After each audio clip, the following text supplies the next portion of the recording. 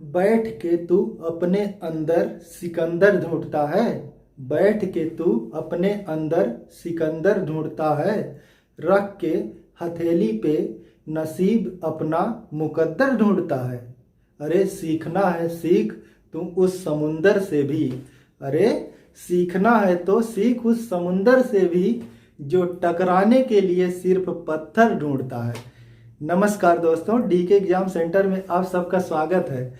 आइए आज हम पढ़ते हैं व्यंजन। वर्णमाला में व्यंजन के बारे में पढ़ते हैं। व्यंजन तो देखते हैं व्यंजन के बारे में। व्यंजन की परिभाषा, वे वर्ण जो स्वरों की सहायता से उच्चारित किए जाते हैं। वे वर्ण जो स्वरों की सहायता से उच्चारित किए जाते हैं उन्हें हम व्यंजन कहते हैं। व्यंजन के प्रकार, आइए देखते हैं व्यंजन के प्रकार। व्यंजन के प्रकार में देखते हैं दोस्तों। व्यंजन हमारे होते हैं कई प्रकार के। जैसे नंबर 1 हमारा है व्यंजन स्पर्शी व्यंजन। स्पर्शी व्यंजन नंबर 1 हमारा है स्पर्शी व्यंजन। नंबर 2 हमारा है अंतस्थ व्यंजन।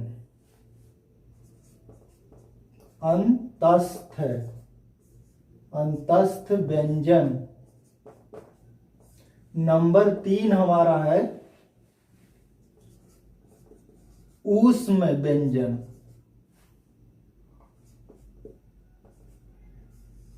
और नंबर 4 हमारा है संयुक्त व्यंजन। तो दोस्तों आइए देखते हैं सबसे पहले स्पर्शी व्यंजन।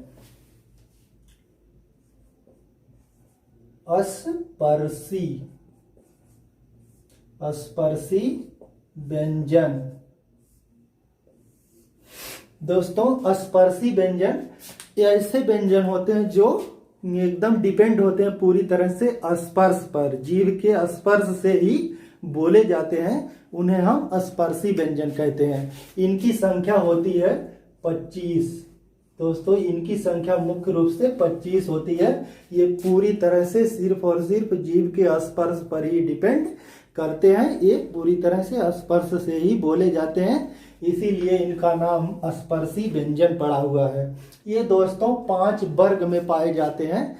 5 वर्ग में 5 व्यंजन पाए जाते हैं, जिन्हें जो है ये प्रत्येक वर्ग को इनका उससे पहले अक्षर के नाम से उस वर्ग को पुकारा जाता है।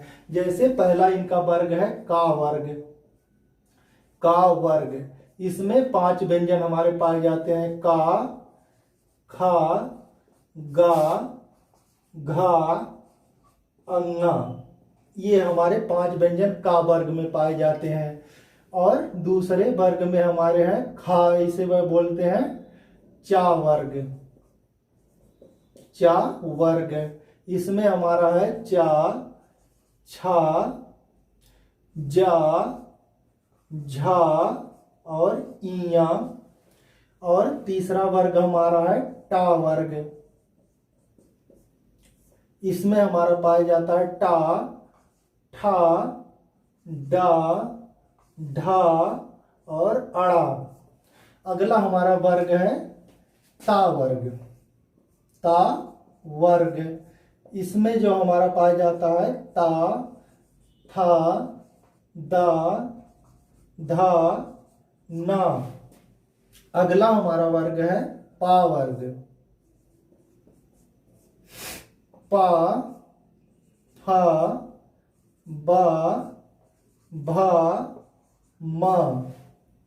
ये हमारे दोस्तों 1 2 3 4 5 वर्ग हैं। पांचों वर्ग में 5 व्यंजन पाए जाते हैं जो पूरी तरह से स्पर्श पे डिपेंड करते हैं, इसीलिए इन्हें स्पर्शी व्यंजन कहते हैं। तो दोस्तों ये अलग अलग तरह से स्पर्श करते हैं। इनके लिए हमने एक फार्मूला ऐसे अपने बना लिया, आप भी बना सकते हैं। कता मुंह दो, हमने ऐसे बना लिया इसका फार्मूला। जैसे का से पहले वर्ग पूरा टोटल का टोटल क्या है हमारा कंठ। ये बोले जाते हैं कंठ से बोले जाते हैं। दूसरा है ता से तालु से। ये पांचों के पांचों वर्ग हमारे क्या बोले जाते हैं, पांचों व्यंजन चा वर्ग के तालु से बोले जाते हैं। फिर इसके बाद माँ है, माँ से मूर्धा होता है, ये बोले जाते हैं हमारे, ये जो है टा वर्ग के पांचों व्यंजन जो है मूर्धा से बोले जाते हैं। फिर इसके बाद इसमें दा है, दा से होता है दंत। अगला जो है हमारा ता वर्ग के पांचों व्यंजन है, ये बोले जाते हैं हमारा दंत से बोले जाते हैं। ठीक है दोस्तों, इसमें जीभ हमारी आके दांत से टकराती है। बोल के देख सकते हैं, ता ता बोलेंगे दांत में आके जीभ टकराएगी, था था, दा धा ना बोलेंगे तो जीभ आकर के पूरी तरह से दांत में टकराती है। इसी तरह से इनको टा को बोलेंगे टा ठा, जीभ दांत के ऊपर मूर्धा में जाके टकरा रही है। इसी तरह अगले हमारे हैं पा फा वा, इनको बोल रहे हैं तो हमारा ओठ में आके जीभ मिल रही है, इसलिए इनको वो से जो है, इसमें वो है ना, दा में वो है तो इसको ओठ कहते हैं, ओष्ठ।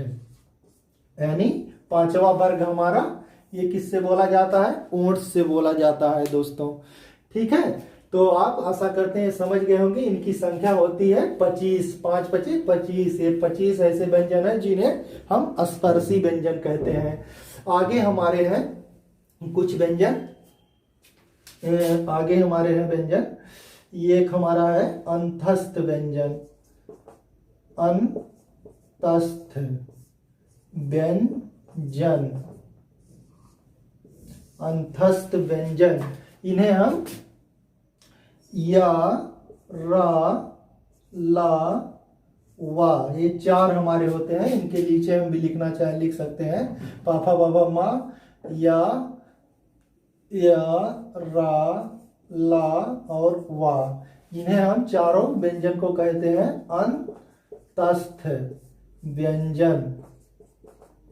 ठीक है दोस्तों, इन्हें हम अंतस्थ व्यंजन कहते हैं। अंतस्थ व्यंजन मतलब, अंतस्थ मतलब अंदर से, यानी जब इनको बोलेंगे या, रा, ला, वा, हमारी जीभ तो संघर्ष कर रही है, लेकिन ये पूरी तरह से ज्यादा से ज्यादा आवाज हमारी अंदर से आती है, इसीलिए इन्हें अंतस्थ व्यंजन हम कहते हैं। ये भी एक तरह से स्पर्श बोले जाते हैं, लेकिन ये बहुत हल्का फुल्का, इसलिए इनको स्पर्श व्यंजन नहीं कहा गया है। लेकिन अगर कभी कभी एग्जाम में हमारा पूछा जाता है कि इनका उच्चारण स्थान क्या है, तो हम इनको उच्चारित करके देखते हैं और इनको लिख लेते हैं। या में हमारी जीभ कहाँ जा रही है, मूर्धा की तरफ। हम देख लेते हैं, एक मिनट, इसमें जो है ये कहाँ से बोले जाते हैं। या में हमारी जीभ जा रही है तालु की तरफ, मूर्धा से थोड़ा ऊपर, इसमें लिखा हुआ है तालु। इनको थोड़ा याद करना हमारा कठिन है, इसको अच्छे से हम देख लेंगे, समझ लेंगे, क्योंकि ये कम से कम हल्का फुल्का छूती है, इसलिए अच्छे से ये कंफर्म नहीं, इसलिए इसको थोड़ा याद कर लेंगे हम। या में थोड़ा जीभ ऊपर जा रही है तालु की तरफ, तो इनको तालु माना गया कि ये तालु से बोले जाते हैं, लेकिन पूरी तरह से बोले जाते हैं अंदर से, इसलिए इनका नाम, चारों का नाम अंतस्थ व्यंजन रखा गया है। और ये जो IAS PCS की परीक्षाओं हमने कई बार देखा आए हुए हैं कि निम्न में से कौन अंतस्थ व्यंजन है, चारों लिख दिए जाएंगे, तो इनको आप जानते रहिएगा। रा को जब बोलेंगे तो जो है हमारी जीभ मूर्धा की तरफ जा रही है, जिसमें लिखे हैं हम हाँ, राग में जो हमारा मूर्धा है, मूर्धा की तरफ जीभ जा रही है। रा दांत के तुरंत बगल में टकरा रही है। ला भी हमारा कहाँ जा रही है जीभ, हमें लग रहा तालु में जा रही है, हम देख लेते हैं, इसमें लिखा हुआ है दंत में। ला, हाँ देखो बोलने पे ला, जीभ जो है दांत में हमारी टकरा रही है, इन्हें दंत कहते हैं, दंत। और वा को जब बोलेंगे तो हमारी जीभ टकरा नहीं रही है, बल्कि आप वहीं पे अपना थोड़ा सा हिल डुल रही है और आवाज हमारी अंदर से आ रही है, इसीलिए इसे हम जो है जब बोल रहे हैं तो इसे वाह देखो जीभ हमारी टकरा नहीं रही है, बल्कि हमारे ओठ जो है कंपन कर रहे हैं या पूरी तरह से आगे पीछे हो रहे हैं, इसलिए इन्हें हम ओष्ठ कहते हैं। ये ओठ से आसपास करके बोले जाते हैं। ठीक दोस्तों, इनको जाने रहेंगे चारों को, या, रा, ला, वा। ये अंतस्थ व्यंजन है, लेकिन इनका जो है उच्चारण स्थान भी है वो जो है लगभग में होता है, इसलिए इनको लिख दिया गया है। और अगले हमारे चार व्यंजन होते हैं छोटा सा, बड़ा सा, खट्टी सा हा। छोटा सा बड़ा सा खट्टी सा हा। अगले हमारे अक्षर हैं क्या है, ये ऐसे हमने उल्टे इसको लिख दिया, लिखने भी नहीं आ रहा है। पहले है नंबर 1 पे बड़ा सा, फिर है खट्टी सा, फिर है हमारा छोटा सा, फिर ये है हमारा हा। ये जो है चारों व्यंजन जो हमारे हैं, इनको जब बोला जाता है तो हमारी जीभ बहुत ज्यादा रगड़ती है, संघर्ष करती है। ठीक है दोस्तों, जैसे बड़ा सा, खट्टी सा, छोटा सा, हा, इनको जब बोला जाता है, हा में तो कम कर रही लेकिन इन तीनों में ज्यादा कर रही, लेकिन इनके समूह में रखा गया है, इसीलिए इनको जो है हम कहते हैं ऊष्म व्यंजन। ऊष्म व्यंजन यानी जब इनको बोला जाता है तो जीभ हमारी संघर्ष करती है और जब रगड़ती है तो हवा जो आती है वो गर्म हो जाती है, अर्थात ऊष्मा लेके आती है, इसलिए इन्हें हम ऊष्म व्यंजन भी कहते हैं। और जो है इनका क्या नाम है, इनका भी उच्चारण स्थान है। जैसे बड़ा सा हमारा है सा, ये जो हमारा है तालु, तालु से बोला जाता है। एक बार हम चेक कर लेते हैं, कंफर्म नहीं है क्योंकि ये लगभग में होते हैं, इसीलिए इनको देख के ही लिखना होता है हमें। तो जो है बड़ा सा हमारा है तालु से, फिर खट्टी सा हमारा है मूर्धा से, ये हमारा बोला जाता है मूर्धा से। छोटा सा हमारा है दंत से, छोटा सा में दंत में आती है। इनको भेद कर पाना थोड़ा अच्छे से, अंदर अच्छे से नहीं हो पाता। दंत, ये दंत से बोले जाते हैं। हा हमारा बोला जाता है होंठ से, कंठ से। हा में हमारी जीभ नहीं टकरा रही है, कंठ से बोले जाते हैं, कंठ से। इनको आप ध्यान में रखेंगे, थोड़ा ये आठों को याद कर लेंगे कहाँ से कौन बोला जाता है, क्योंकि कभी कभी अब एग्जाम में पूछ लेता है, तो इनको हम याद रखेंगे। और पूरी तरह से बाकी इनको ये जानते रहेंगे कि ये ऊष्म व्यंजन है और ये वाले अंतस्थ व्यंजन है। इस तरह से हमारे 8 व्यंजन ये हो गए और हमारे 25 व्यंजन ये हो गए। तो मूल रूप से हमारे यही जो है मूल व्यंजन हमारे व्यंजनों की संख्या पूछी अगर जाती तो यही होती है 33। ठीक है दोस्तों, इसको याद रखेंगे। और अगला हमारा है संयुक्त व्यंजन। अगला हमारा ये है संयुक्त व्यंजन। इनकी संख्या होती है हमारी 4, इनकी संख्या होती है 4, इनकी संख्या होती है 4, इनकी संख्या होती है 25। तो इनकी संख्या 4 ये है हमारा है, सबसे पहले हमारा है इसमें छा, और उसके बाद हमारा इसमें है त्रा, फिर उसके बाद हमारा इसमें है ज्ञा, और इसमें हमारा एक और है स्रा। ये जो हमारे संयुक्त व्यंजन होते हैं, क्योंकि ये दो व्यंजनों, 2 या 2 से अधिक व्यंजनों से मिलके बने होते हैं। जैसे पहला देखते हैं का, इसमें हलंती लगी होती है पहले वाले पे, का प्लस खट्टी सा से मिलके बना होता है। और त्रा जो है ता प्लस रा से मिलके बना होता है। और ज्ञा जो है जा और प्लस इया से मिलके बना होता है। और जो हमारा स्रा है ये बड़ा सा प्लस रा से मिलके बना होता है। और याद रखें दोस्तों, हमेशा पहले वाले पे ही नीचे हलंत यानी पहला वाला हमारा आधा होता है। ये जो है हमारे इनसे मिलके बने होते हैं, इनको याद रखेंगे। कभी कभी एग्जाम में, खासतौर से सुपर टेट के एग्जाम में तो जरूर आएगा, लेखपाल के एग्जाम हो गया, इन सब में पूछे जाते हैं, इनको हम याद रखेंगे। तो अब हमारे कुल व्यंजनों की संख्या कितनी हो गई, 25 और 12, 25 और 10 35, कितना हो गया, 4 तिया 12, 12 हो गया, ये हमारे हो गए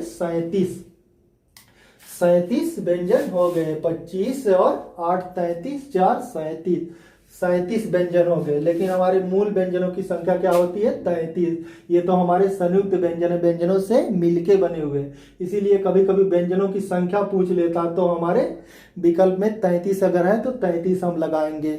और नहीं तो अगर और 39 अगर हमारे व्यंजनों की संख्या में है, एक व्यंजन और हमारा होता है इसमें, इसको कहते हैं द्विगुणित